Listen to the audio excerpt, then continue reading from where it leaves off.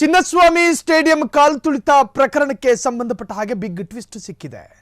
Stadium ಬಳಿ ಭದ್ರತೆಗೆ ಇದ್ದಿದ್ದು ಬರೀ 1000 ಪೊಲೀಸರು ಮಾತ್ರ. ಎಸಿದು ಆರ್ಸಿಬಿ ಪರ ಅಭಿಮಾನಿಗಳು ಚಿನ್ನಸ್ವಾಮಿ ಸ್ಟೇಡಿಯಂನಲ್ಲಿ ಕಾಲ್ ತುಳಿತಕ್ಕೆ ಬಲಿಯಾದಂತಹ ಆ ಪ್ರಕರಣಕ್ಕೆ ಸಂಬಂಧಪಟ್ಟ ಹಾಗೆ ಕಟಕಟೆಯಲ್ಲಿ ದುರಂತಕ್ಕೆ ಅಸಲಿ ಕಾರಣ ಬಿಚ್ಚಿಟ್ಟ ರಾಜ್ಯ ಸರ್ಕಾರ. ಸುಮೋಟೋ PILRG ವಿಚಾರಣೆ ವೇಳೆ ಸರ್ಕಾರದ ಹೇಳಿಕೆ ಇದು.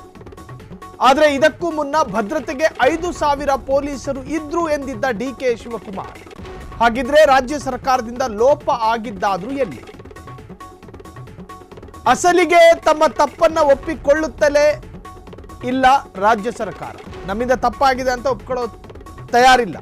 CM DCM ಅವರದ್ದು ತಪ್ಪಿಲ್ಲ ಅಂತಾರೆ, ಒತ್ತಡವಿತ್ತು ಅಂತಾರೆ. ಹಾಗಿದ್ರೆ RCB ಕಾರ್ಯಕ್ರಮ ಆಯೋಜನೆಗೆ ಒತ್ತಡ ಹಾಕಿದ್ಯಾರು? KCA ಮೇಲೆ ಎಲ್ಲವನ್ನೂ ಹಾಕಿ ಸುಮ್ಮನಾಗಿ ಬಿಡುತ್ತಾ ಸರ್ಕಾರ? ಅತ್ತ ತಮಗೇನು ಗೊತ್ತೇ ಅಂತ ಜಾರಿಕೊಂಡ BCCI IPL ಬಾಸ್ಗಳು ಇಂತಹ ದೊಡ್ಡ ಕಾರ್ಯಕ್ರಮ ಅವರಿಗೆ ಗೊತ್ತಿಲ್ಲದೆ ನಡೆಯಲು ಸಾಧ್ಯನಾ? ಇಲ್ಲಿ ಎಲ್ಲರೂ ಹೊಣೆಗಾರಿಕೆಯಿಂದ ನುಣುಚಿಕೊಳ್ಳುತ್ತಿದ್ದಾರೆ. ಯಾರೂ ತಪ್ಪು ಒಪ್ಪಿಕೊಳ್ಳೋದಕ್ಕೆ ಸಿದ್ಧರಿಲ್ಲ. ಆಗ್ತಿರೋದು ತಿಪ್ಪೆ ಸಾರಿಸುವಂತಹ ಕೆಲಸ ಮಾತ್ರ ಅಷ್ಟೇ. ಕಡೆಗೆ ವಿವಾದ ತಣ್ಣಗಾಗುತ್ತೆ, ಯಾರ ಮೇಲೂ ಕ್ರಮ ಆಗೋದಿಲ್ಲ. ಕಡೆಗೆ 11 RCB ಅಭಿಮಾನಿಗಳ ಆತ್ಮಕ್ಕೆ ಶಾಂತಿ ಕೂಡ ಸಿಗೋದಿಲ್ಲ. ಇದಂತೂ ಸತ್ಯ. ನಿನ್ನೆ ಸ್ಟೇಡಿಯಂನಲ್ಲಿ ನೋಡ್ತಿದ್ದ ಹಾಗೆ ಅಭಿಮಾನಿಗಳ ಮೇಲೆ ಅಭಿಮಾನಿಗಳು ಓಡೋಡ್ಕೊಂಡು ಸಾವನ್ನಪ್ಪಿದ್ರು. ಆ ಪ್ರಕರಣಕ್ಕೆ ಸಂಬಂಧಪಟ್ಟ ಹಾಗೆ ಪೋಷಕರು ಹಿಡಿಶಾಪ ಹಾಕೋದಕ್ಕೆ ಶುರು ಮಾಡ್ಕೊಂಡಿದ್ದಾರೆ. ಕನ್ನಡಿಗರು ಕೂಡ, ನಾಗರಿಕರು ಈ ತರಹದ್ದೊಂದು ಕಾರ್ಯಕ್ರಮದ ಅವಶ್ಯಕತೆನೇ ಇರಲಿಲ್ಲ ಅಂತ ಹೇಳ್ತಿದ್ದಾರೆ. ನಿನ್ನೆ ನಾವು ಕೂಡ ಒಂದು ಅಭಿಪ್ರಾಯವನ್ನು ವ್ಯಕ್ತಪಡಿಸಿದ್ವಿ. ಬೆಂಗಳೂರು ಪೊಲೀಸರನ್ನ ಹೊರತುಪಡಿಸಿದ್ರೆ ಇನ್ಯಾವ ತುಕಡಿಗಳು ಕೂಡ ಅಲ್ಲಿರಲಿಲ್ಲ ಅಂತ ಹೇಳಿ. ಒಂದು ಬಹುದೊಡ್ಡ ಕಾರ್ಯಕ್ರಮ ಆಯೋಜನೆ ಆದಾಗ 10,000ಕ್ಕಿಂತಲೂ ಹೆಚ್ಚಿನ ಪೊಲೀಸರ ಅವಶ್ಯಕತೆ ಇದ್ದಂತಹ ಕಾರ್ಯಕ್ರಮ ಅದು. ಒಂದೆರಡು ಪೊಲೀಸರಿಂದ ಸಾಕಾಗುವಂತಹ ಕಾರ್ಯಕ್ರಮ ಅಲ್ಲ ಅದು. ಬಿಗಿ ಪೊಲೀಸ್ ಬಂದೋಬಸ್ತ್ನ ಏರ್ಪಾಡು ಆಗಬೇಕಾಗಿತ್ತು. 1,000 ಪೊಲೀಸರು VIP ಮದುವೆ ಕಾರ್ಯಕ್ರಮದಲ್ಲೂ ಇರ್ತಾರ್ರಿ.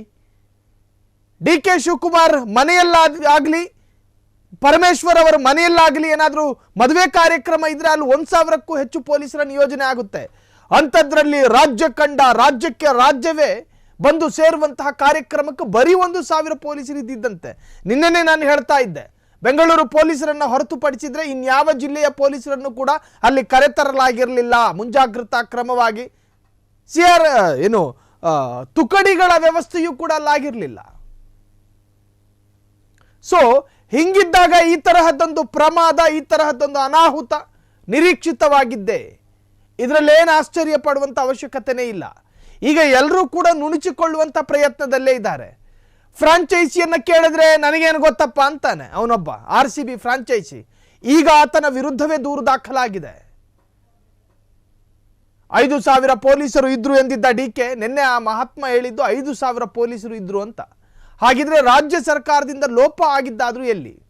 ಅಸಲಿಗೆ ತಮ್ಮ ತಪ್ಪನ್ನು ಒಪ್ಪಿಕೊಳ್ಳೋದಕ್ಕೆ ಸರ್ಕಾರ ತಯಾರಿಲ್ಲ. CM DCM ಅವರದ್ದು ತಪ್ಪಿಲ್ಲ ಅಂತಾರೆ. CMನ ಕೇಳಿದ್ರೆ DCMದು ತಪ್ಪಿಲ್ಲ, DCMನ ಕೇಳಿದ್ರೆ CMದು ತಪ್ಪಿಲ್ಲ. ಹಾಗಾದ್ರೆ ತಪ್ಪಾಗಿದ್ದು ಯಾರಲ್ಲಿ? 5 ಬಾರಿ ಚೆನ್ನೈ ಗೆಲ್ತು, ಆದರೆ ಈ ತರಹದ್ದೊಂದು ಸಾವಿನ ಪ್ರಕರಣ ವರದಿಯಾಗಿಲ್ಲ.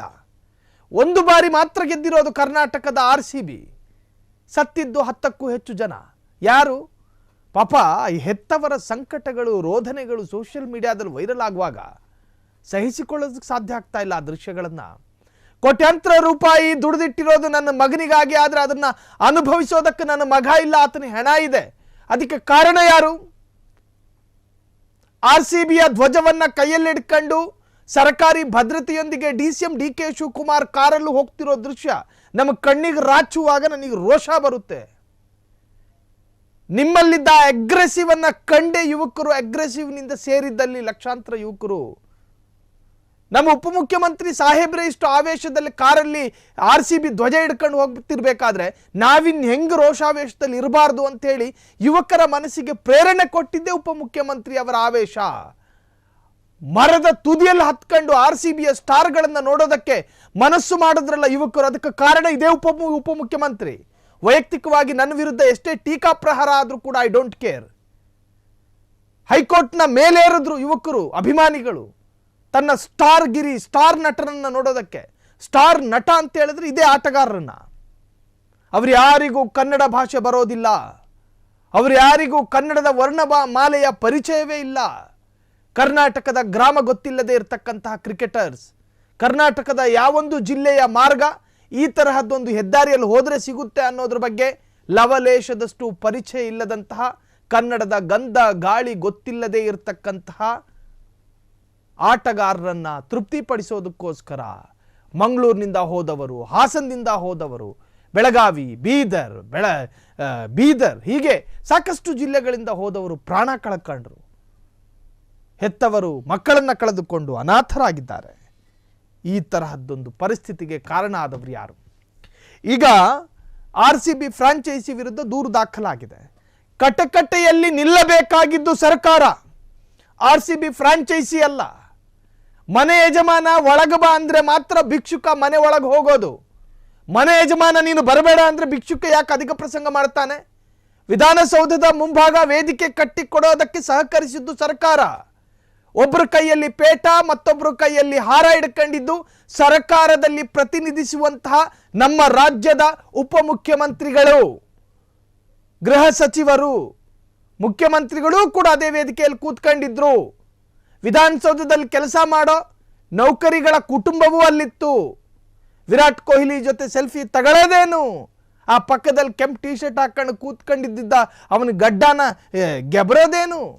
ಎಲ್ಲರೂ ಕೂಡ ಸರ್ಕಾರಿ ನೌಕರರೇ ಆಗಿದ್ರು. ಹಿಂಗಿದ್ದಾಗ ಈಗ ನಂದು ತಪ್ಪಿಲ್ಲ, ನಮಗೆ ಗೊತ್ತೇ ಇರಲಿಲ್ಲ, ನುಣುಚಿಕೊಳ್ಳುವಂತಹ ಪ್ರಯತ್ನಗಳು ಒಂದಷ್ಟು ದಿನ ಚರ್ಚೆ ಆಗುತ್ತೆ. ಈಗ ಏನೋ ಅವರ ವಿರುದ್ಧ FIR ಆಗಿದೆ. ಯಾರ ವಿರುದ್ಧ? ಫ್ರಾಂಚೈಸಿ ವಿರುದ್ಧ. ಅದರ ಹಿಂದೆ ಇನ್ನೊಂದು ವಾರ ಅದು ಚರ್ಚೆಯಲ್ಲಿರುತ್ತೆ. ಅದಾದ ನಂತರ RCBನೂ ಇಲ್ಲ, ಸತ್ತವರ ನೆನಪೂ ಇಲ್ಲ. ಕಟ್ಟ ಕಡೆಯದಾಗಿ ನಾವು ಹೇಳ್ದಂಗೆ ಸತ್ತವರ ಆತ್ಮಕ್ಕೆ ಶಾಂತಿ ಸಿಗೋದಿಲ್ಲ.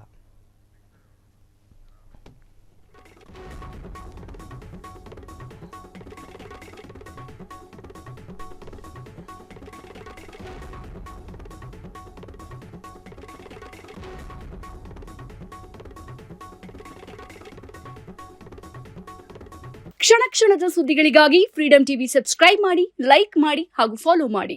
ಹೊಸ ಸುದ್ದಿಗಳ ನೋಟಿಫಿಕೇಶನ್ಗಾಗಿ ಬೆಲ್ ಐಕಾನ್ ಮೇಲೆ ಕ್ಲಿಕ್ ಮಾಡಿ.